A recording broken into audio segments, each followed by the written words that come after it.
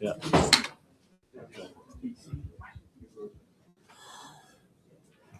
It gives me great pleasure to introduce a very old friend of mine. Well, sorry, I'm very old. She's just a friend of mine.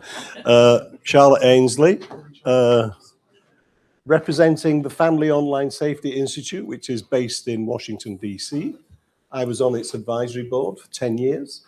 Not anymore. But Charlotte, you're going to tell us about the work you've been doing with them around this issue of age verification. Yes, yes, thank you, John. And I'm getting old as well, unfortunately. Thank you very much. Thank you for inviting me. My colleague, I was here a couple of years ago, actually, in Manchester, and my colleague and I, Andrew, who was on screen, he's waving. We were also here last year in Amsterdam, where we did a round table. So my name's Charlotte Ainsley. I'm from the Family Online Safety Institute. We're a US-based non-profit who work in three particular areas around what we call the 3 Ps. Digital parenting, so we provide advice and support to parents around child safety and navigating the online world safely. Industry best practices, and this is one of those initiatives that I'm going to talk about in a moment, particularly focusing on age assurance, and public policy. So I work particularly in the policy space. So I'm FOSI's UK and EU policy consultant. My colleague Kaylin is also here. She's over from the US working in London for a while. So we're a small but perfectly formed team. We act as a kind of convener. We bring people together. We have over 30 members, industry members from across the whole of the internet ecosystem. So we have many of our members here today. And we also run 2 main events every year. We do a Euro Forum, which is happening this year in Brussels, where we bring people together to talk about some of the issues, social media banning being one of them that we're going to talk about this year. It's on the 9th of June. And we also have the FOSI annual conference, which this year is in November, and it's our 20th anniversary. So lots to celebrate in terms of some of the work we've been doing in this space. I want to talk to you about age assurance. I am at the Age Assurance Conference, so you would hope that's exactly what I'm going to talk about. And we've developed with our members a set of principles that we've been working on for probably about 18 months now. We launched it last year at our annual conference, and I thought it was worth starting off with our definition. And this definition kind of arose from lots of conversations we were having with our members and other stakeholders based on what we already know. But this was what we kind of used as our kind of broad definition. And we obviously believe at FOSI, along with many of the people attending here and many stakeholders, that age assurance is part of the picture in ensuring child safety and part of giving children safer and more age-appropriate experiences. So we very much wanted to start that conversation and really wanted to end up with a set of principles.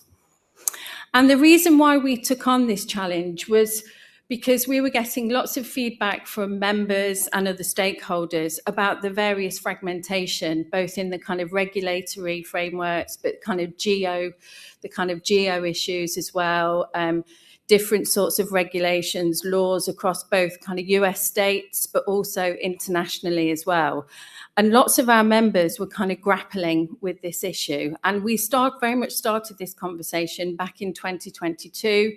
At our annual conference, and they were trying to balance the kind of safety privacy issue. And I know we've probably heard a lot about that over the past few days, but the conversation has moved on, certainly from when we were talking about this in 2022, but really trying to get that right so that we could ensure that it was privacy preserving, privacy protecting, but also we were implementing very much a kind of safety by design approach. When we first did some of this research, lots of the feedback that we got from parents and children was that they felt very much that age assurance was about restriction. It wasn't about safety. They felt that it was trying to kind of impose these restrictions on them, and it wasn't actually making them safer, it was imposing restrictions. So there was kind of quite a negative connotation around age verification, age assurance. We wanted to make sure that age assurance wasn't seen as a kind of panacea for solving all of the problems, particularly around child safety. We know that in the UK, obviously, we are consulting at the moment around a social media ban. And effectively, it's because we have essentially failed in our duty to keep children safe online. So I think lots of parents are kind of going, well, hang on a minute, the only thing I can do now as a parent, the only last resort left to me is that we're going to try and push for a ban. And we know through some of the other work that we've been doing in the UK, we've just done a survey of practitioners, so people who work directly with children and young people. 80% of them are saying we want a ban, but they are also saying we know it won't work and we think children will be at further risk. So there's a really, really complicated picture that's kind of playing out in front of all of us at the moment. We wanted to exemplify what could work. So we worked with some of our members. They looked at some of the, some of the systems and processes they were putting in place around age assurance. And we wanted to find some solutions to this particular problem. And just going back to kind of our journey in this space. So back in 2022, we did our first lot of research in this area. We did some qualitative surveys with families, and then that was followed up by parent and young people surveys. And it happened across the UK, the US, and France. And we generally found that parents very much felt it was their job to try and keep their children safe. And they wanted to do it, but they felt very overwhelmed by what they were presented with. And then in 2023, we did our white paper. So we focused very much on the kind of thinking around age assurance. What were some of the challenges that we were facing? And the generic conclusion was, this is actually really hard. And there's so much fragmentation between solutions, between regulations, between laws, that lots of the platforms were finding it actually quite challenging to implement something that worked across geopolitical boundaries, not geopolitical, geo boundaries, but also across states, across lots and lots of different jurisdictions. So lots of challenges. And we also kind of prioritised our discussions around age assurance throughout some of our events and panels, both in the US and in the EU as well. And then in 2024, we brought together all of our members, and this kind of over 18 months culminated in a set of principles that we have developed. And I'm going to show you a very short film in a moment, which summarises some of those principles. We looked at the principles that were already in place. These are our sets of principles. It's proportional. So we very much believe that age assurance should be proportional to the risk. So, for example, we wouldn't advocate kind of hard identifiers for children to access a weather app or a calculator, for example. We very much want it to be proportionate. This is kind of Ofcom type language, proportionate to the risk. We want it to adhere to local, national and international laws and regulations. And we want to make sure that it's mindful of free expression. So we know in the UK and lots of other countries, we've signed up to UNHRC, so children have rights in this space. We need to respect those rights, their rights to access, their rights to participate. We know that particularly in the US, this is a challenge because they don't sign up to UNHRC. Not to embarrass any of my US colleagues, but it is only them and Yemen who don't sign up to UNHRC. We want it to be effective without being intrusive. So we want to get the balance right between privacy and safety. And we want to make sure that it kind of considers some of the standards and recommendations that are emerging at sessions like this and at conferences like this. And ultimately, it needs to be flexible. So these were the set of principles that we came up with, and we got all of our members to sign up to these principles, which I think in this space, and considering the kind of breadth of members that we have, it was no mean feat to get them to sign up to these broad set of principles. So I'm going to show you, my colleague Andrew. Andrew, are you there? Can you hear me? I'm talking into a void. Yep, I'm here. Do you want to say something about the video, Andrew, before I play it? Thanks, you queued it up great. It's just a reminder that for this audience, it's going to be a little more entry level than this audience is used to talking about, because we send this to policymakers in the US who have a lot more rudimentary, introductory, let's start with definitions, understanding of age assurance. So it's our introductory video with more information available in the white paper on the website. Thank you. Can we roll the video, please? What's the deal with age assurance? The headlines are filled with stories about technology and how it impacts all our lives. It's a complicated time to be a parent. We want to keep our kids safe online, and we want them to grow up to become thoughtful digital citizens. And kids' ages matter. A 7 and a 17-year-old have different online experiences and should have different kinds of protections.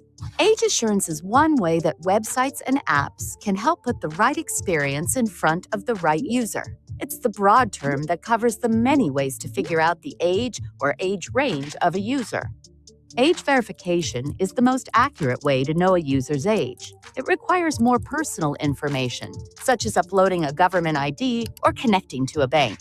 Age estimation is where companies try to estimate how old a user is. There are many ways to do this, including taking a selfie. Age gating is where users can check a pop-up to self-declare that they are above an age to gain access to an app or a website. There are so many ways people use the internet, and age assurance is not an online safety solution in and of itself. Knowing someone's age is just the first step. The technology we use is changing constantly, and age assurance is a complex concept. There are a lot of approaches and opinions on how to do it. FOSI is here to help. The Family Online Safety Institute is a nonprofit working to make the online world safer for kids and their families. We offer governments, tech companies, and parents thoughtful, independent guidance to solve complicated problems while balancing rights and safety. Figuring out how old someone is without making them provide a ton of personal information is really complicated. Here are some of the ways this is being tackled around the world. They include biometrics, credit card verification systems, government ID, child accounts, parental attestation, self-declaration, bank data checks, document uploads, AI-assisted age estimation, digital IDs, age ratings, facial age estimation, and more. And on top of that, there are key players who have a lot to say about how this gets done. App developers. They need to know how old their users are to provide additional safety features for young people, or to give adults full access to all their products and features. Age assurance providers. These companies are often different from the app developers themselves. They help do the actual assurance process for an app or website to show that a user is a specific age or at least is within a certain age range. And technical infrastructure. This includes the operating systems and app stores who can connect age assurance providers with app developers and then share appropriate age information. At FOSI, we're trying to help the online safety community, from governments to tech companies to families, find the right balance between safety and privacy when it comes to age assurance, to let everyone get the most from the internet. There's no one simple answer here. That said, FOSI believes in a few core principles that we think must be taken into account when company standards and public policies are being considered. These include ensuring the type of age assurance is proportionate to the risk, meaning you probably shouldn't have to upload an ID to use a weather app or a calculator. Uses methods that are privacy-preserving and secure. If users can't trust that their data is safe, these approaches simply won't work. Is easy to use so that kids, teens, and adults can all still have valuable online experiences. And we believe that everyone has a role to play in keeping children's online experiences safer and age appropriate. As you can see, there's a lot to consider when working on age assurance. Hopefully, you'll engage with these topics when you see them in your feeds, or in conversations with your friends, or with your elected representatives.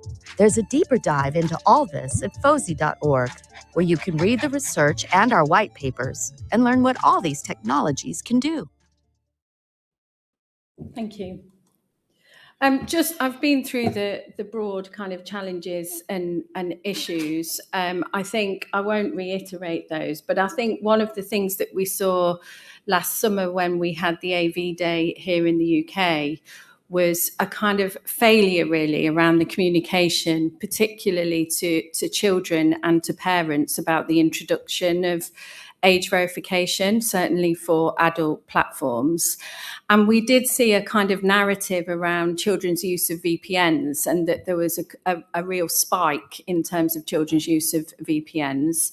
ChildNet, who is a UK non-profit charity, did some research with children and young people, asking them about their VPN use. And there was only a really, really slight increase in that time period, from 21% to 23% of children using VPNs, and children using VPNs for really legitimate reasons. And one of the main reasons that they told us that they were using VPNs was really to access content, particularly to access, like, for example, sporting content when they were out of the country, not necessarily to bypass age verification to access adult content. Now, I think there's a kind of broader debate to be had around the use of VPNs to bypass some of these age verification, age assurance systems. And I'm sure that that will be one of the things that comes out of the Australia restriction and social media ban. But again, certainly something that we are thinking about. I'm going to hand over very quickly to, I know I'm running out of time, John, to Andrew, who just quickly wants to give us two examples from the US, from Texas and New York, around some of the age verification, age assurance issues there. Andrew, I'm handing over to you. Thank you, Charlotte. Yes, so even within one state, in big state, Texas, two very different laws, both about age assurance, very different results in the legal system. So one, that Texas passed a law requiring age verification for adult pornography websites, and that was upheld by the Supreme Court. So that was the first time that the US court system got involved to say, this is a legal, this is appropriate response to restrict this type of speech, this type of content, because it is a heightened risk and of little value to minors. At the same time, the Texas App Store Accountability Act has been halted in court because it likely violates the First Amendment.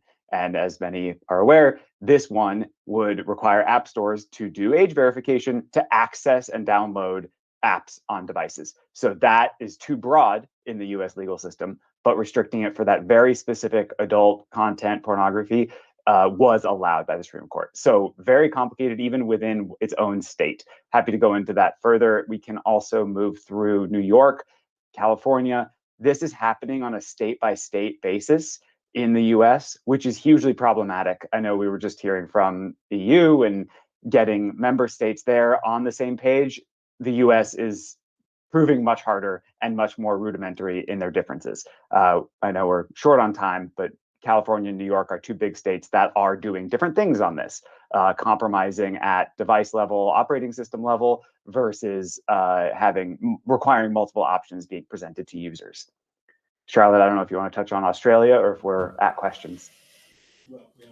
Yeah, I think you've heard from Australia already, and you know some of the sorts of things that are happening there. So if we've got time, John, to take a couple of questions. Just to point out, by the way, that the Tech Accountability Act hasn't been to the Supreme Court. It's been blocked by a federal judge, but it's not yet been to the Supreme Court, whereas the first case, Paxton case, was a Supreme Court decision. And I know because I helped write one part of the amicus brief. Okay, so at the back. Yep.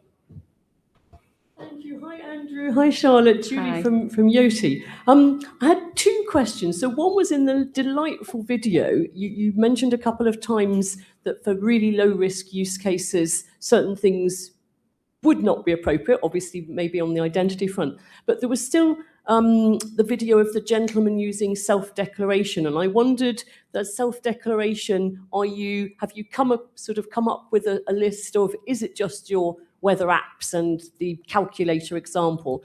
Because at the moment it seemed to be a little bit more mainstreaming it when I looked, whereas the consensus probably in most of the world now is not even just self-declaration, but self-declaration with biometric profiling or behavioral, profiling on a platform is being called into question as being enough. So I was just wondering if you've put any more granularity. And then secondly, on the platform or operating system level checks, that obviously it's many nuances about it in terms of positives, in terms of signals from an operating system or from, say, a mobile signals, but there's also a self-declaration element. It doesn't work great if there's shared devices or hand-me-down devices. It doesn't work in liability. No liability is handed down. So were people in this audience, did you think that there wasn't enough detail? You can't really go into that at that level? Or are people starting to have those more detailed level discussions on the operating system level, sort of pros and cons? I think the first question, Julie, I think we probably haven't got a kind of finite list of kind of apps that we would deem to not require a certain level. We were just trying to get, I think, agreement across the board at a kind of top level and use some examples that we thought were kind of useful to illustrate the point. Andrew, I don't know if you want to take the second question. I'm putting him on the spot now. Yeah, I know. I'm sure you've all heard this week and previously about the work that, let's call it, Apple and Google have been doing on this front, if we're talking app stores, and how Apple, their declared age range API, uses the App Store, uses the iOS level system to go through the App Store. And so I think what we wanted from them and from other app stores is buy-in, some level of accountability, not putting it fully on the apps and websites themselves, but saying this is what Apple's already doing, and that has value. We shouldn't prohibit that. We shouldn't preempt that. So making sure all of the stakeholders have some skin in the game, some responsibility here. Yeah. Thank you. I don't think anybody objects in principle to the idea of app stores having greater legal responsibility in these areas. The worry is that to the extent that it divorces the app and the content of the app from the people who actually created it and so on, it becomes misaligned in the consumer's mind as well. If you produce porn, however, there is no dodging your responsibility to address your role as the publisher of porn that you can hand on to the App Store. I'm not saying the App Store shouldn't do something about apps that supply porn, but there is a slight worry around the edge of it that it might blur lines of responsibility, including legally. Yeah, absolutely. Yeah. And you missed it earlier on, but I have written a blog about the differences between American federal law about the rights and responsibilities of parents as opposed to the rights of children. And they are very, very different. The whole American approach jurisprudentially is extremely different from that of the UK and most of Europe. And that's part of the reason why the United